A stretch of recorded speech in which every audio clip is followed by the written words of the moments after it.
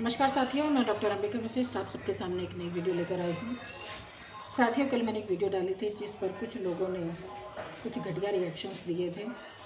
चलो ये भी शुक्र है कि रिएक्शन जो है ना थोड़ी शालीनता में दिए थे, अभद्रता से नहीं दिए थे, अश्लीलता से नहीं दिए थे और गाली गलौज करके नहीं दिए थे। नहीं तो उनकी आदत है अपने रिएक्शंस में गालियाँ देना, गंदी भद्दी टिप्पणी करना। तो ये शुक्र है कि कल थोड़ा सा सुधार हुआ और उनके रिएक्शंस में शालीनता आई और हंस हंस के उन्होंने जो है ट्रोल किया। तो उनका ये कहना था कि मैं वीडियो बनाने के लिए सज धज कर बैठ गई हूँ। तो साथियों, सजना धजना किसे कहते हैं? जो सुहागन औरत होती है वही तो सजती धजती है, वही तो श्रृंगार करती है। और एक सुहागन औरत का क्या श्रृंगार होता है? बिंदी, लिपस्टिक, मंगलसूत्र, कान में पहनना, अंगूठी पहनना, अच्छे अच्छे रंग रंगीले कपड़े पहनना, चेहरे पे मुस्कुराहट होना, यही तो एक सुहागन औरत की निशानी होती है। मांग में सिंदूर भी लगाना, वो तो मैं कम लगाती हूँ क्योंकि मुझे एलर्जी हो जाती है। तो साथियों, मैं आपसे पूछना चाहती हूँ कि मैंने ऐसा क्या श्रृंगार कर लिया था, क्या मैं सज धज के बैठ गई थी कि ये देखिए मैंने बिंदी लगाई है और लिपस्टिक लगाई है, जो कि एक सुहागन औरत तो लगाती है। उसमें तो मैंने कुछ अलग से किया नहीं। एक ये तिलक, छोटा सा तिलक लगाया जो कि हम पूजा के बाद लगाते हैं। हम ब्राह्मणों में जब पूजा करते हैं तो चंदन का तिलक लगाते हैं या रोली का तिलक लगाते हैं। तो ये छोटा सा तिलक लगाया है। बिंदी, लिपस्टिक जो कि मैं अपने रूटीन में लगाती हूँ। और ये जो माला मैंने पहनी है, ये तुलसी की माला पहनी है। मैंने कोई 9 लखा हार नहीं पहना, कोई रानी हार नहीं पहना, कोई 8-10 माला ऐसे करके जो है नहीं पहनी कि भाई हाँ मुझे दिखाना है कि जो है मैं बहुत बड़ी पंडित हूँ या बहुत बड़ी सनातनी हूँ। तो इस तरह से करके ये छोटी सी पतली सी माला पहनी हुई है। और ये जो पूजा का जो तिलक है और जो उंगली पे बच जाता है तो वो हम अपने यहाँ गर्दन में भी लगा लेते हैं, ताकि हमारे गले से भी जो है जो भी हम कुछ बोलें तो वो कुछ अच्छा निकले, गले में ठंडक रहे और कुछ हमारे मुंह से या जुबान से या गले से कुछ अपशब्द ना निकलें। इस तरह से हम लोग जो है अपना कुछ छोटा मोटा कर लेते हैं। मैंने तो बाल भी नहीं खोले, जो कि मैं अक्सर खोलती रहती हूँ। जब भी साड़ी पहनती हूँ, बाहर जाती हूँ तो अपने बाल वालों को स्टाइल करके खोल लेती हूँ। मैंने तो सिंपल अपने बाल भी बांध के रखे थे कल और आज भी बांध के रखे हैं। सिंपल बिंदी लगाई है, लिपस्टिक लगाई। हाँ, ये मान सकते हो थोड़ा सा फ़िल्टर ज़रूर लगाया है। फ़िल्टर से क्या होता है ना कि आपके जो थोड़े से जो टैनिंग होती है फेस पे वो दिखती नहीं है, तो जो वीडियो है थोड़ी सी अच्छी दिखती है। तो इसलिए फ़िल्टर ज़रूर लगा लेते हैं, लेकिन फाउंडेशन नहीं लगाते। फाउंडेशन और फिर उसके ऊपर क्या, मेरे को एक्चुअली नॉलेज नहीं है इन चीज़ों की कि पहले क्या लगाते हैं उसके बाद क्या लगाते हैं, क्योंकि कभी किया नहीं है तो हमें इन चीज़ की नॉलेज नहीं है। कभी शादी ब्याह पे कभी करना पड़ गया, वो भी घर पे ही कर लिया, क्योंकि अच्छा नहीं दिखता हमें ना, बहुत ज़्यादा ओवर हो जाना बच्चों को भी अच्छा नहीं लगता और मुझे खुद भी जो है ना बुढ़ी घोड़ी लाल लगाम करके नहीं बनना होता है। तो जितना जितना सूट करता है, जितना एक माँ के ऊपर, एक एक एक सीनियर लेडी के ऊपर अच्छा लगता है वो हम करते हैं, बस इससे ज़्यादा ओवर हम लोग नहीं करते हैं। तो पता नहीं लोगों को क्या बोलना होता है कि मैं सज धज के बैठ गई हूँ। इतना तो हम रूटीन में ही करते हैं, क्योंकि भैया हमारे पति अभी हैं और उनके लिए तो देखो हमें बिंदी भी लगानी पड़ेगी, लिपस्टिक भी लगानी पड़ेगी। उनके लिए तो हमें चेहरे पे मुस्कुराहट भी रखनी होगी। उनके लिए तो हमें अच्छा अच्छा भी बनना पड़ेगा। लेकिन मैं पूछती हूँ कि जो ओवर मेकअप करते हैं वो किसके लिए सजते धजते हैं? उनका तो पति भी पास में नहीं है, हाँ, उनका तो परिवार भी पास में नहीं है, उनका तो कोई कोई कोई एक्स्ट्रा अफेयर भी नहीं है। वो इतना ज़्यादा एक्स्ट्रा मेकअप किस लिए करते हैं?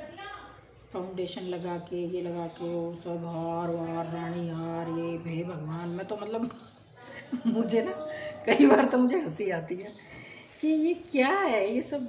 मतलब खुद को भी अच्छा नहीं लगता ना, एक एज के बाद खुद भी कि नहीं ओवर नहीं करना है। बच्चे भी पसंद नहीं करते हैं, बच्चे अपने ही नहीं दूसरों के भी, या दूसरे भी जो हमारे आसपास के लोग हैं जो हमारे साथ रहते हैं, तो उनको भी ये सब चीज़ें पसंद नहीं आती है। तो उनका ये कहना कि मैं सज धज के बैठ गई हूँ, तो मैं तो ये कह रही हूँ कि परमात्मा करे कि मुझे ऐसे ही जो है साज श्रृंगार करने का मौका मिले, और हमारे पति हमेशा ऐसे ही दीर्घायु रहें, उनकी लंबी उम्र रहे, और मैं ऐसे ही श्रृंगार करती रहूँ, सज धज के बैठी रहूँ।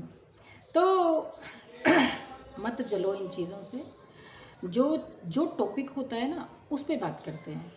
जैसे हमने जिस टॉपिक पे बात की ना, तो उस टॉपिक का रिप्लाई देते हैं, रिस्पॉन्स देते हैं, एक्स्ट्रा बातों के ऊपर कटाक्ष नहीं करते हैं। तो उन चीज़ों का जो आपने रिप्लाई दिया है कि बदमाश कौन, फलाना कौन, ढिमकाना कौन, तो वो सारी दुनिया जानती है कि बदमाश कौन है, सब जानते हैं। क्योंकि सबको पता है कि किस तरह की औरत संस्कारी होती है, किस तरह की औरत सुशील, अच्छे घरों की औरतें दूर से ही पहचान लेते हैं लोग, ठीक है। और कुछ लोग बोल रहे थे, कुछ लोग नहीं, 2-3 लेडीज़ बोल रही थी कि हम भी चप्पल मारेंगे। अभी तो इन्होंने ही चप्पल मारी है, हम भी चप्पल मारेंगे कि उसकी वजह से हमें गालियाँ मिल रही हैं। अरे अकल के अंधो, तुम्हें उसकी वजह से गालियाँ नहीं मिल रही हैं। तुम लोग हिंदू औरतों का डिजिटल रेप करवा रहे हो, उनकी बेटियों का डिजिटल रेप करवा रहे हो, गंदी भद्दी अश्लील गालियां दे रहे हो, इसलिए तुम्हें गालियां पड़ती हैं। सीमा सचिन या सीमा हैदर की वजह से तुम्हें गालियां नहीं पड़ रही, तुम्हें गालियां तुम्हारी गंदगी के लिए पड़ रही हैं, तुम्हारी गंदी सोच की वजह से पड़ रही हैं। सीमा मीना किसी को नहीं कहती कि गालियां दो, वो तो किसी से बात तक नहीं करती, वो तो किसी का फ़ोन तक नहीं उठाती, वो किसी को नहीं कहती कि तुम मेरे लिए लड़ो, किसी को नहीं कहती। पहले कह दिया होगा, लेकिन अभी बहुत महीने से उसके ऊपर पूरी रेस्ट्रिक्शंस है कि वो ना तो कोई बयानबाजी करेगी, और ना ही जो है किसी से भी बात करेगी, ना अपने सपोर्टर से, ना हेटर से, किसी से भी बात नहीं करेगी। उसके ऊपर पूरी तरह से रेस्ट्रिक्शंस हैं। तो कोई सीमा मीना नहीं बोलती है किसी को गाली देने के लिए।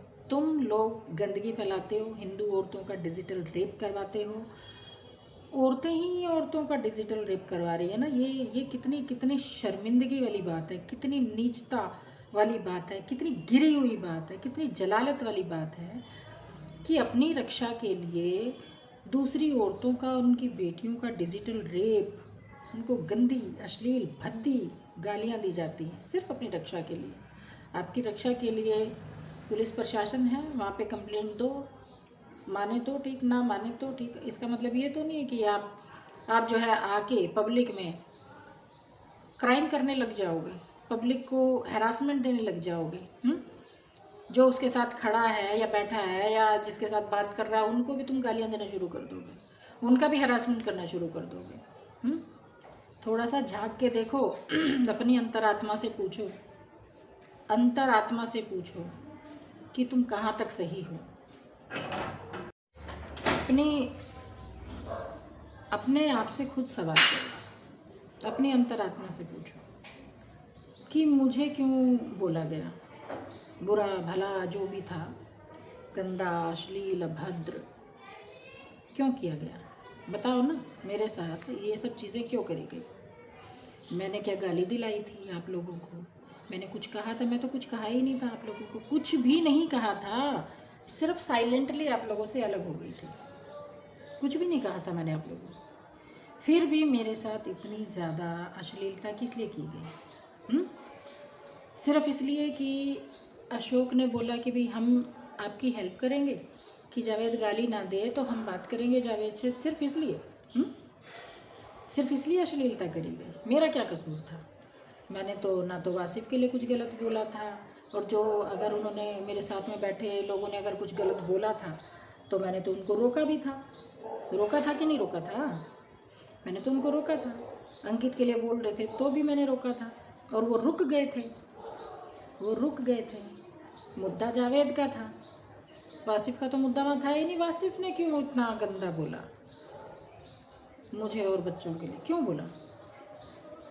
क्या कसूर था मेरा? सिर्फ इसलिए कि उसको चैनल पे मतलब उसने एक डिक्लेरेशन दे दी, उसने एक घोषणा कर दी, जो इस 3 पैनलों पे बैठेगा तो मैं गाड़ी दूंगा। भैया बाप का राज चल रहा है, बाप का राज चल रहा है यहाँ। तानाशाही चल रही है। तुम्हारे घर की रोटी खाती हूँ। तुम्हारे घर से मेरा राशन आता है, और तुम लोग मेरे बच्चे पाल रहे हो, तुम लोग मेरा रहन सहन का खर्चा देते हो। बाप का राज चल रहा है। गाली बे मतलब में। थोड़ा अपनी अंतरात्मा में झांक के देखो और पूछो कि क्या था, क्या है और क्या हुआ। ये सब किस वजह से हुआ, कैसे कैसे हुआ, क्यों हुआ। सिर्फ एक नहीं कि एक ढोंगी बाबा आ गई और जो है बोलने लगी, हाँ जी उसको गाली दो, उसको गाली दो, उसको गाली दो, तो फिर सारे लग गए सेना पीछे गाली देने के लिए। हाँ जी आ जाओ, आज वो बैठेगा गाली देने, आज वो बैठेगा गाली देने, आज बहुत बड़ा प्राउड का काम है। बहुत बड़ा प्राउड का काम है क्या ये? पब्लिक में अश्लीलता फैलाना बहुत बड़े जो है शान शौकत का काम है, बहुत अच्छा काम है। इससे भारत रत्न मिलेगा क्या? जो भी गालियाँ दे रहे हैं और गालियाँ देने के बहाने वो बड़े बड़े यूट्यूबर बनना चाहते हैं, तो उनसे क्या हो जाएगा? बहुत बड़ा भारत रत्न मिल जाएगा उनको, बहुत अच्छी उनकी पब्लिसिटी हो जाएगी। क्या हो जाएगा? या जो दिलवा रहे हैं उनको भारत रत्न मिल जाएगा क्या? हैं? या इंडिया गॉट टैलेंट में उनको मौका मिल जाएगा? मतलब यूट्यूब चैनल चलाने के लिए अश्लीलता, अभद्रता, गंदी भाषा का इस्तेमाल करना, ये कहाँ तक सही है? हाँ, एक बात याद आई। एक महिला बार बार बोलती है ना, आज हम उसकी रिकॉर्डिंग चलाएंगे, आज हम उसकी रिकॉर्डिंग चलाएंगे। तो रिकॉर्डिंग चलाना और रीज़न भी बताना। रिकॉर्डिंग चला के साथ साथ में रीज़न भी बताना कि वो cut cut cut cut cut cut cut cut वो क्यों किया गया था। बताना ना कि वो कट कट कट कट जो तुम बोलती हो ना तुतला के, वो cut cut cut cut cut cut वो क्यों किया गया था, वो रीज़न भी तो बताना ज़रा। साथ में बताना उस रीज़न को। तुम नहीं बताओगे तो फिर मैं बताऊंगी। मेरे को तो बताने की ज़रूरत नहीं है, खैर सबको पता है कि मैंने वो खतना क्यों और किस लिए किया था, वो तो सबको ही पता है। सब अच्छे से जानते हैं कि वो जो बाबा हिंदुस्तानी था उसका खतना किस लिए किया गया था और किसने किया था, क्यों किया था, किस जगह पे किया था, और किस तहश में किया गया था, ये तो सबको ही पता है।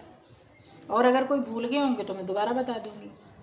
वो जो है ना अब्यूजिंग वाली जो तुम बोलते हो, हम सुनाएंगे cut cut cut cut cut, तो उसका रीज़न भी बताना कि ऐसा क्यों किया गया था।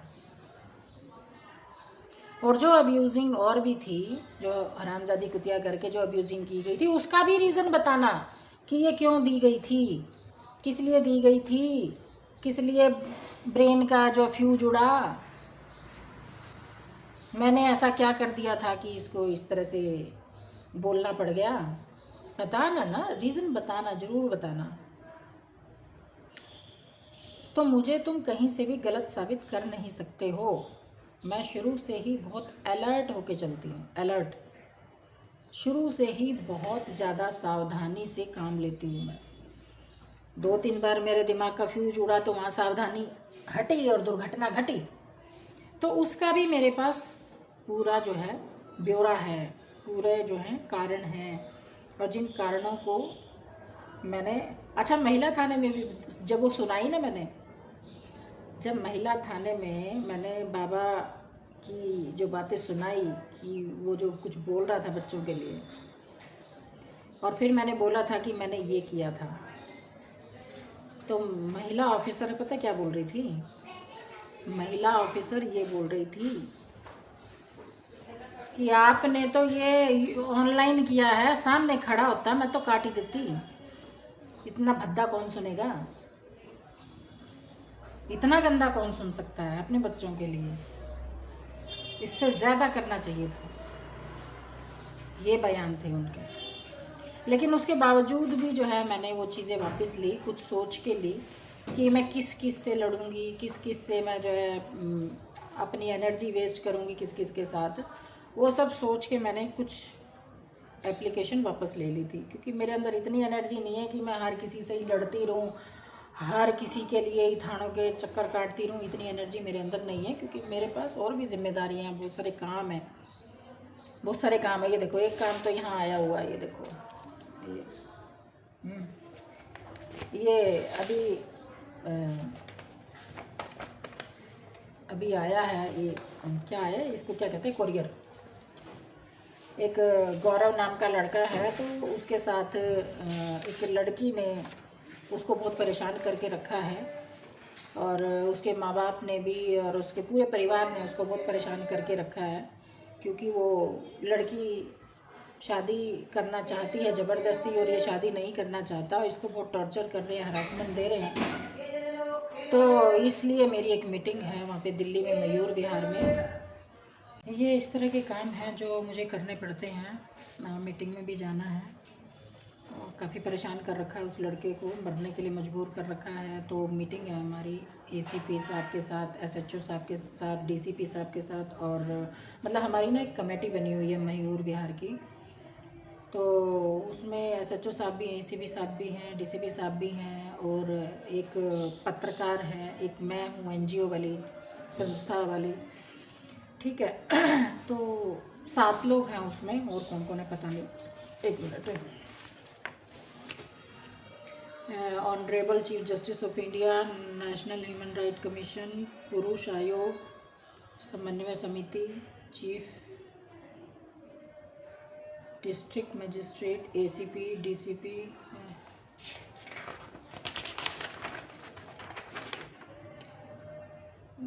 Delhi police commissioner, SHO. Last में मेरा नाम है मिस अंबिका शर्मा, राष्ट्रीय महिला जागृति मंच, मेंस प्रोटेक्शन सेल, दिल्ली। तो ये है, ये देखो, अगर आपको मैं झूठ बोल रही हूँ तो ये सारी लिस्ट है, ठीक है। और ये रही नेक्स्ट, ये यहाँ लास्ट में मेरा नाम है यहाँ पे, ठीक है। तो ये इसके लिए मुझे मीटिंग में भी जाना है। इस तरह के काम आते हैं, लेकिन हाँ, हम फालतू में फटी में टांग नहीं अड़ाते हैं। जब तक हमारे पास कोई एप्लीकेशन नहीं आ जाती है, हमारे पास कोई शिकायत नहीं आ जाती, उससे पहले हम उस काम पे वर्क नहीं करते हैं। क्योंकि हम लिखित में, या तो हमारे पास कोई खुद कंप्लेंट करे, या कोई लिखित में, अगर हमारे ऑफिस में भी आ जाते हैं तो लिखित में हम कंप्लेंट लेते हैं कि भाई आप हमारे संस्था को एक लेटर लिखो, और ये लिखे कि बाद में आप अपने बयान नहीं बदलेंगे। तो इस तरह से करके हम वर्क करते हैं। हम बहुत ज़्यादा जो है सड़कों पे घूमते घामते नहीं हैं, हुड़दंग नहीं मचाते सड़कों पे। हमारा काम जो है शालीनता से होता है, और प्रशासन के साथ मिलके होता है हमारा जो काम होता है। तो हाँ, तो ये इस तरह के काम होते हैं। तो मैं अपने उसी टॉपिक पे आ जाती हूँ कि बहुत ज़्यादा कि हम 3 चैनलों पे गाली सुनाएंगे, वो सुनाएंगे, ज़रूर सुनाइए, बिल्कुल अब्यूजिंग सुनाइए। और आपकी संस्कारी बेटियां जो भाषा बोलती हैं, एक बार वो भी सुना देना साथ में।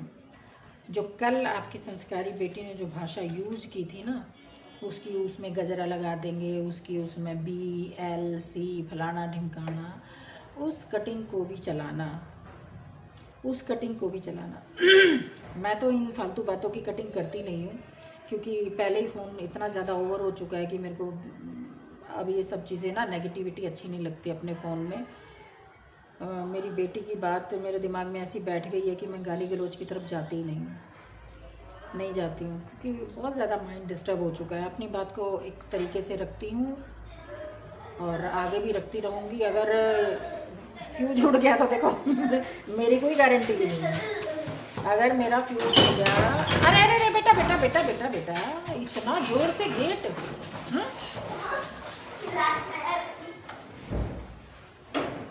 अगर मेरा फ्यूज उड़ गया तो मैं अपनी गारंटी भी नहीं लेती हूँ, क्योंकि मेरा अपने गुस्से पे बिल्कुल भी कंट्रोल नहीं है, बिल्कुल भी कंट्रोल नहीं है।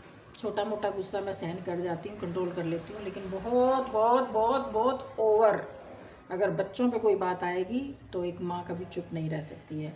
अपनी हमें देते रहो, हम चुप हैं, लेकिन जब बच्चों पे बात आ जाती है ना, तो फिर बोलना पड़ता है, दिमाग का फ्यूज उड़ जाता है।